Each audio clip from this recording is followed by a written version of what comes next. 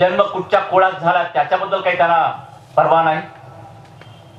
इथे आमचा राग आहे, इथे आमचं रक्त सळसळतं, हिंदूंचं रक्त सळसळतं. मला एक दिवस या देशाचा पंतप्रधान बनवा, फक्त एक दिवस. एक दिवसात पंजाब आणखी काश्मीरचा प्रश्न सोडून दाखवतो. एक दिवसात सहज शक्य आहे ते. जिथून आला तिथून मात्र प्रत्येक मत आमचं पडल्याशिवाय राहणार नाही. आणि आमचे सगळे सोयरे आणि मित्रमंडळी हितचिंतक जेवढे आहेत त्यांचीही मतपेटीत घालून हा विजय मिळून दिल्याशिवाय आम्ही स्वस्थ बसणार नाही.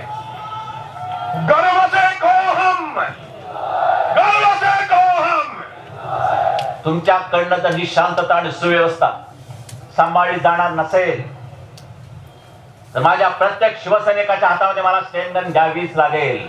जिथून मिळेल तिथून मी घेईन, पण मात्र त्या शत्रूशी मुकाबला केल्याशिवाय स्वस्थ बसणार नाही.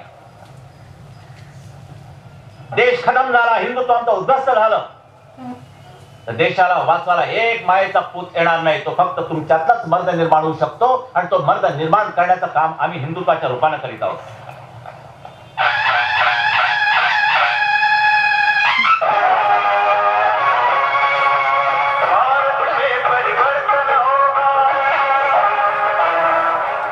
And this film I made about the big fishing trawlers that had arrived in India that were destroying the fisheries of small fisher people and artisanal fisher people. And Father Thomas Kochari, who was no more, passed away recently, led this struggle against the big fishing machine, the factory ships, as well as against aquaculture.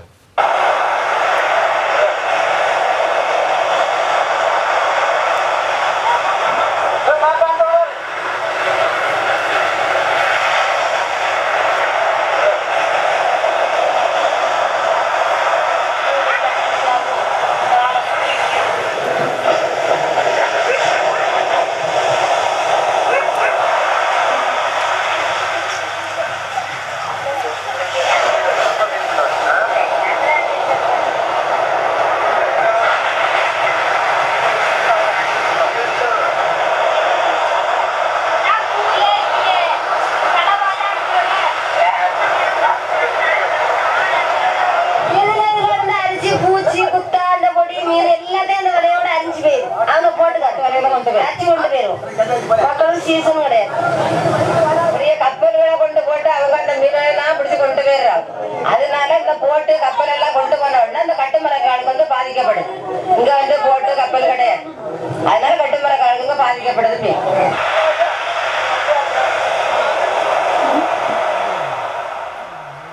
The coast of Kanyakumari, Tamil Nadu. One sardine buys 2 fruits. 2 will buy the catamaran fisherman a hot meal. But subsistence is no longer guaranteed. Mechanized trawlers, introduced in the 70s, depleted the seas. As traditional fishermen demanded a monsoon trawl ban, violent clashes divided the community. By the 90s, a new enemy had appeared on the horizon.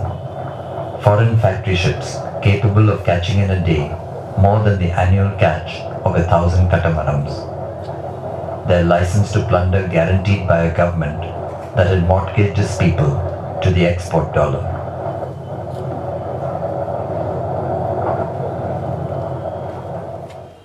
The nuclear direction. In 1998, India and Pakistan both did nuclear tests, and so we began to make War and Peace immediately after the nuclear tests. And this film took 4 years to make, so we'll just see a small glimpse. कहने मुझे इतनी friendship मिली है 1-2 दिनों में कि मैं बता नहीं सकता, और ये आम लोगों से, ये एलीट से नहीं मैम, कहीं टेलीफोन वाला हो, कहीं बस वाला हो। अच्छा, ऑर्थोडॉक्स लोगों के साथ भी है। अच्छा, जो आप बोल रहे थे, जो आपने डिबेट में कहा और जो बाद में कहा, उसमें इतना फर्क कैसे हो गया? जब आपने सोचा कि मैं डिबेट करूंगी तो इसके बारे में आपने कैसे तय किया कि मैं प्रो रहूंगी? जिसमें ज्यादा वो है ज्यादा पॉइंट्स मिलेंगे, जिसमें ज्यादा जोश लगेगा और जो जितवाएगा हमें। मेजॉरिटी जिसमें अभी भाई आप उसी टॉपिक को लेंगे तो इसलिए तो सोचिए, इसके बारे में गहराई से सोचिए कि हमारे जो पॉलिटिशियंस हैं ये भी आपकी तरह सोचते हैं। अगर आप जो जितवाएगा, जिसमें ज्यादा जोश है, उसी को मैं बोलूंगा। नहीं तो हम गलत हैं, हमें ये नहीं करना चाहिए था। पॉलिटिशियंस को भी यही कहूंगी कि वो गलत है, उनको सही करना चाहिए।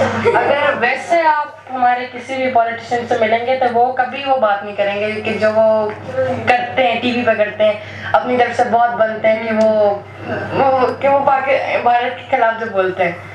और भारत में भी यही होता है, लोग भड़काऊ भाषा क्यों अपनाते हैं? क्योंकि उससे उनको लगता है कि इसमें जोश है, इसमें जल्दी पॉपुलैरिटी मिलेगी। तो माफी चाहते हैं।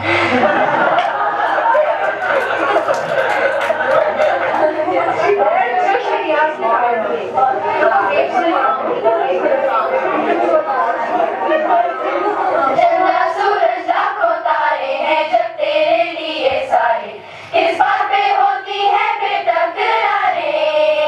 खींची है लकीरें इस ज़मीं पे, वरना खींचो देखो बीच में दो दिलों के ये दीवारें। दुनिया में कहीं भी दर्द से कोई भी तड़पे तो हमको यहाँ पे एहसास उसके जख्मों का होके, अपना भी दिल भर भर आए रोए आंखें। दूरी क्यों दिलों में रहे, फासले क्यों बढ़ते रहे? प्यारी है जिंदगी है प्यारा जहां, रिश्ते बड़ी मुश्किलों से बनते हैं यहाँ पे देखो, टूटने के लिए बस एक ही लम्हा। इश्क दवा है हर एक दर्द की, इश्क है जो सारे जहां को अमन भी दे। चंदा सूरज लाखों तारे हैं जब तेरे लिए सारे, किस बातें होती हैं फिर तकरारें? खींची है लकीरें इस ज़मीं पे, वरना खींचो देखो बीच में दो दिलों के ये दीवारें। The film was shown at a festival in Pakistan, in Karachi Film Festival, where it won an award. It also won an award at Mumbai Film Festival.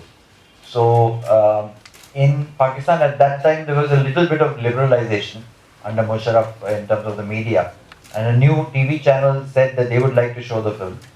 And they called me to do a panel discussion because they said that we don't want to get into trouble for what you're saying in the film. So, they had me in the discussion. They brought another anti-nuclear activist from Pakistan, Dr. Parvez Hoodboy, and then they had two pro-bomb people from Pakistan, one retired chief of the ISI and a defense analyst from Pakistan. So I'll just show you a little bit of this panel discussion preceded the screening of the film on TV.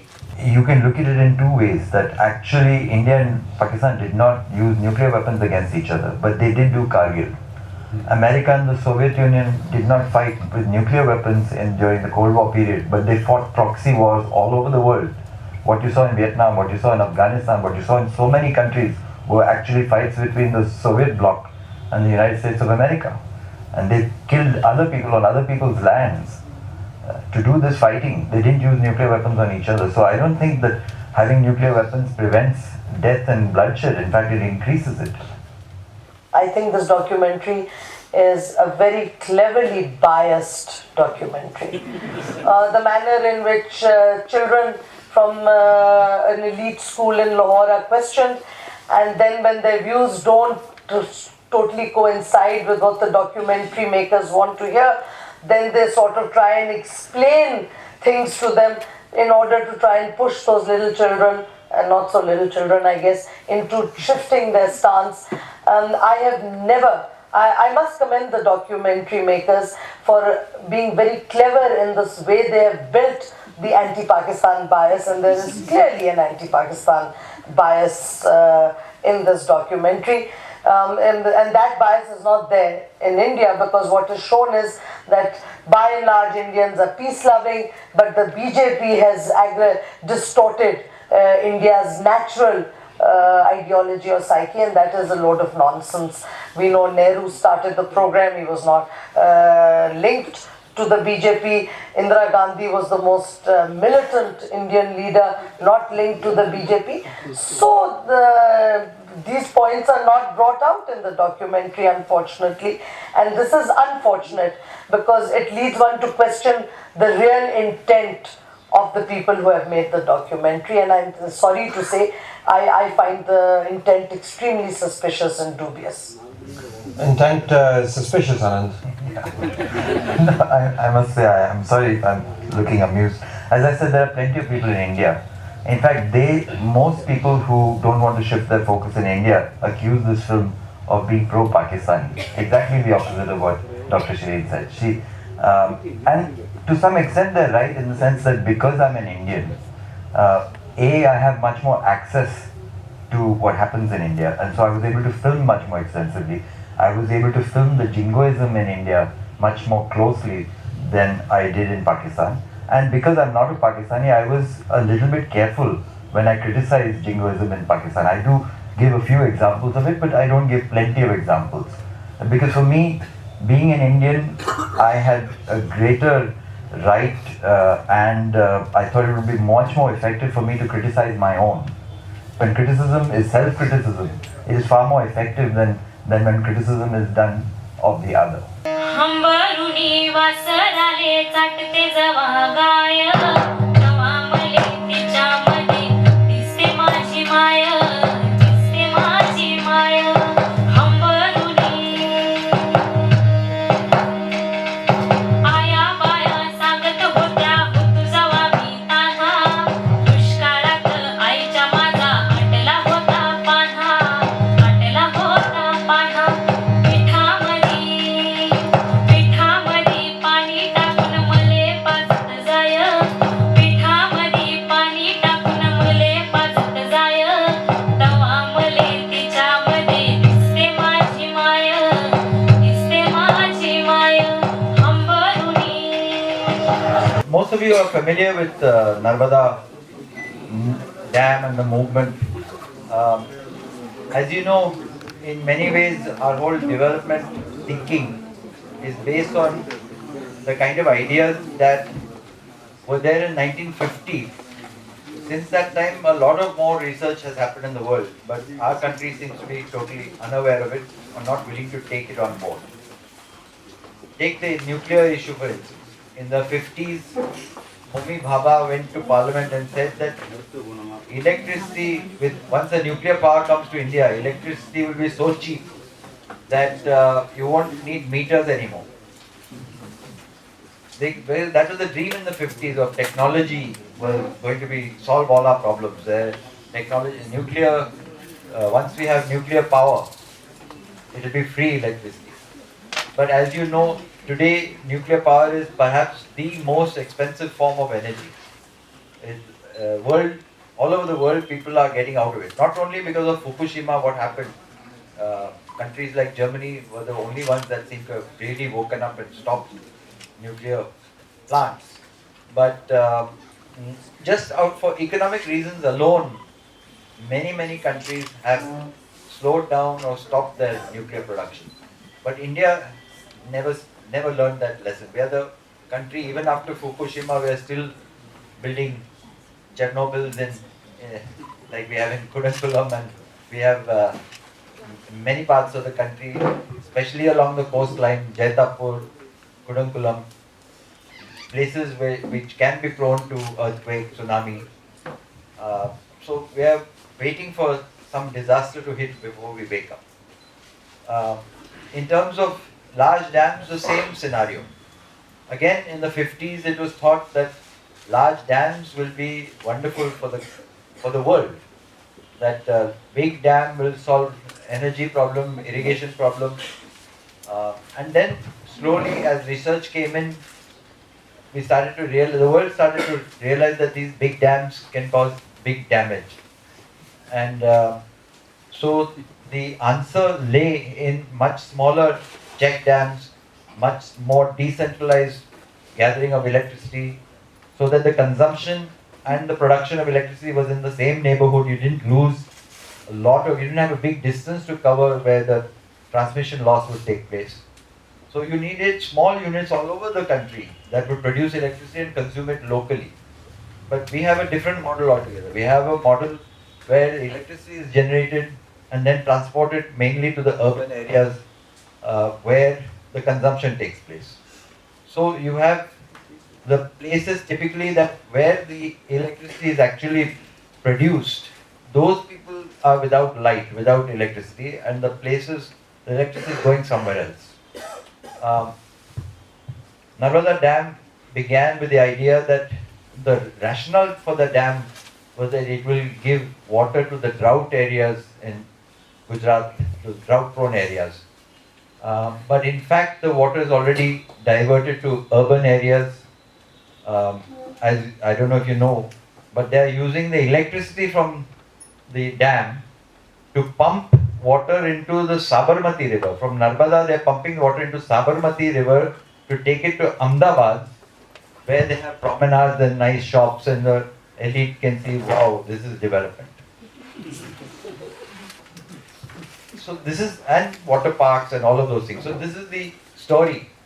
And since the new government has come to power, they have, even though the Supreme Court ruled that you cannot raise the height of the dam unless you rehabilitate the people who are going to be displaced, in violation of that, they are going ahead with increasing the height of the dam. So that is the current scenario. This film was made in 1990. We started. Again, as many of my films, this was not pre-planned to be a film. We were supporters of the Narmada anti-dam movement, the Narmada Bachao Andolan, and whenever they came to Bombay or our area, we would take our camera and shoot demonstrations so that they could use it that day. You know, that they could use it for giving to the news as clips, because as a TV camera, people were not covering those demonstrations. So we provided them the clips. But slowly I gathered enough material and we thought we should do something with this. And over 5 years, Simantini Duru and I, the large part of this footage was shot by Simantini Duru, and I shot some of it. So together we made this film. It's a kind of a diary over a 5-year period. So it doesn't have a clear-cut storyline. It is just whenever we encountered the movement. Sometimes they came to Bombay, or sometimes we went to the Narmada Valley.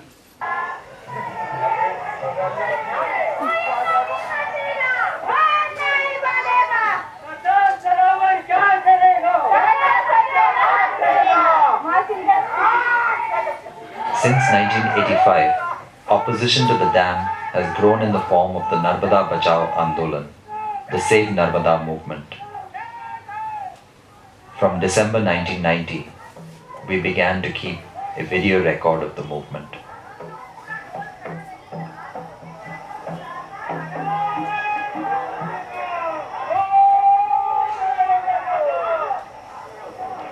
Fairkuba, Gujarat border, December 1990. In a gesture of non-violence, Baba Amte, veteran Gandhian, ties the hands of anti-dam protesters as they march towards the dam.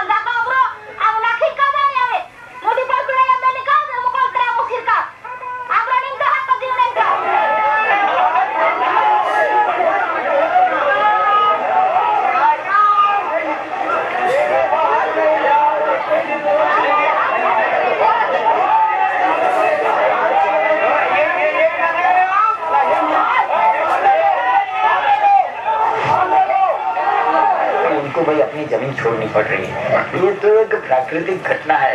अरे लड़की ससुराल जाती है तो रोती है, माँ बाप सब रोने लगते हैं, ये प्राकृतिक है, लेकिन जानते हैं कि जाना तो है ही। तो ये एक प्राकृतिक घटना है। वो जब जाके बस जाएंगे तो उधर बस जाएंगे, फिर उधर से छोड़ना पड़ेगा, तब उधर भी रोने लगेंगे। ये बैठ जाने के बाद ये होता रहता है। Only thing is that they have to leave their place where they born. But in country, if you want to develop, one has to do. Either you are in Bombay, you may not belong to Bombay. I'm in Baroda, I'm not belonging to Baroda. I born in rural part of the country, in Baroda district. And I came to here. So naturally, if you want to develop, one has to leave the place. Here, by compulsion they have to go. While for us, for development we are going. And this compulsion is for their development. And this compulsion is for their sacrifice towards the nation. The law of the land is there, but one cannot be emotional. This big dam is going to take place. So naturally, if I build a house, I have to remove tree. And if you consider in this way, I will give you, you will not going to build up the roads. You are not going to build up the railways. One has to take the land for that. Progress cannot be possible. बांधे बांधे बांधे रे बांधन वालों बंदारो बांधे बांधे बांधे रे बांधन वालों बंदारो बांधे बांधे बांधे रे बांधन वालों बंदारो जंगल के नींबू बाड़े बांधन वालों बंदारो जंगल के नींबू बाड़े बांधन वालों बंदारो जंगल के नींबू बाड़े बांधन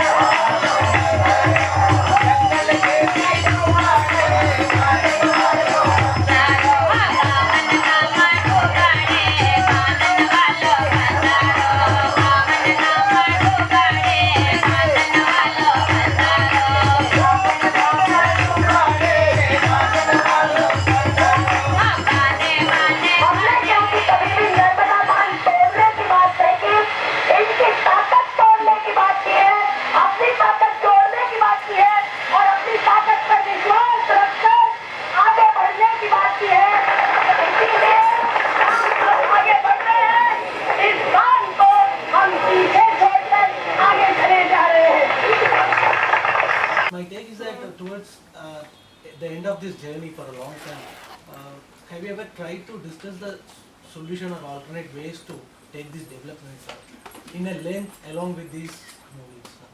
Alternate ways are being suggested in different parts of the films, all through almost all the films. It's not an alternate way in terms of some blueprint which is given. I'm not an economic planner, and nor do I, if I give a blueprint also, it's not going to be followed. So the point is not that. The point is that the direction is being suggested by showing what is wrong with the present model. So I think that has to be done through much more hard work than you can be done by watching one movie. It's not going to change the... Maybe trying to give a thread towards the alternate model. That's what I'm... Yeah, I mean, the thing is that if you talk about, whether I talk about nuclear energy, whether I talk about big dams, people keep saying that means you're against all development, you're against all energy. Obviously not. We're not idiots that we are saying we are against energy. There are different kinds of energy sources that can be, once you look at our entire government spending in science, for instance. I pointed it out in War and Peace. In War and Peace, I pointed out that 66% of the national budget is going towards nuclear science and space and defense-oriented science. And less than 0.01% of the budget is spent on looking for renewable resources, alternate energy.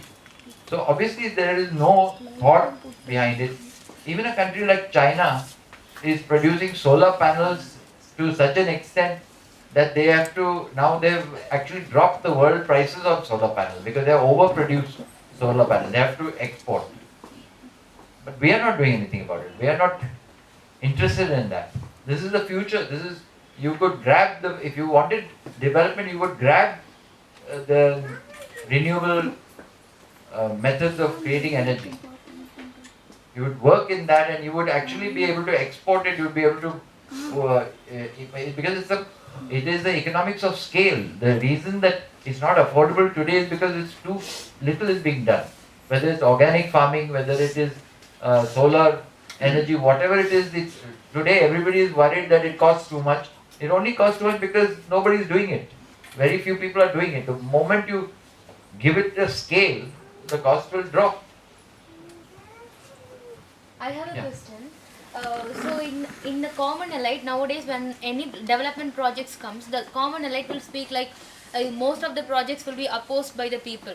So what's my question is, will development can be synchronized with growth, or the projects proposed, or the groups or committees proposing that project only think in the aspect of growth instead of calling it as development and simply destroying all the environment, only thing in the aspect of growth, a common man's growth? Why it is like that? Why the panel organizing those things are not aware of this, or they are aware about it, or for the sake of money, or they are doing these things? I think you answered your own question. In your last movie, you have shown some clippings related to left parties. You, particularly in the name of God, you have shown some clippings related to. Not in the clip just now. I was talking, I was just comparing. On that movie, In the Name of God, you have shown some clippings related to left parties movement on that issue, Babri Masjid issue. But in this movie, Narmada related, no such clippings has been shown. Why you tell me the answer?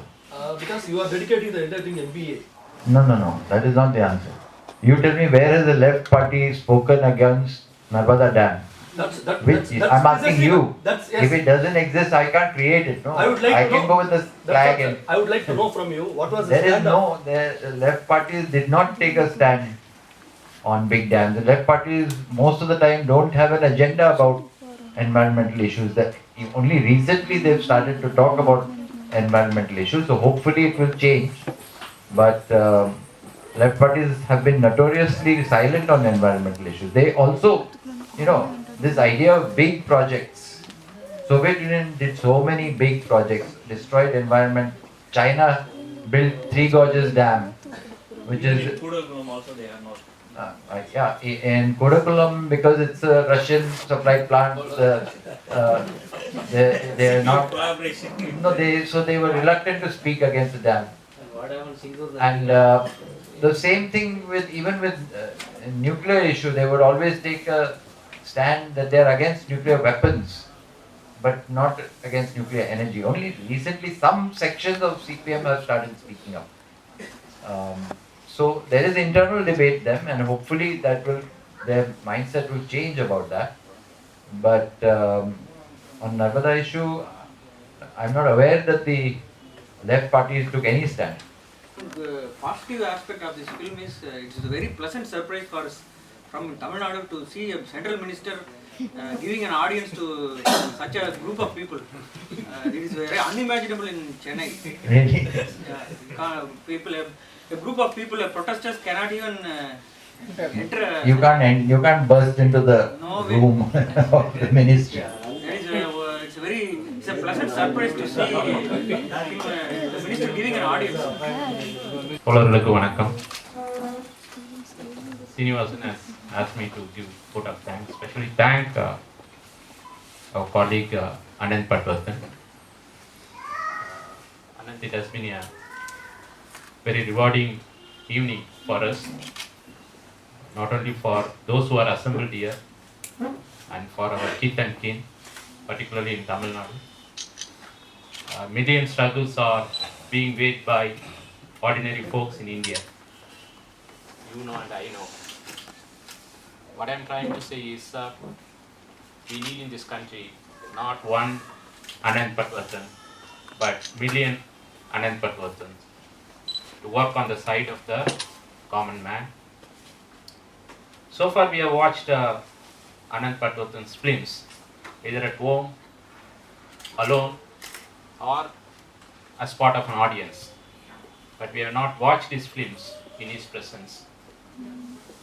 It has been a great opportunity for all of us because you were able to contextualize, provide the context of many of the important parts of your films. Not many in this country, including leaders and journalists, know truths about why emergency was declared in this country. Not many of the present generation know about the struggles of this particular decade, one of the darkest periods in this great, largest democracy. And I'm sure that your film remains one of the very rare visual documents of JP's total revolution.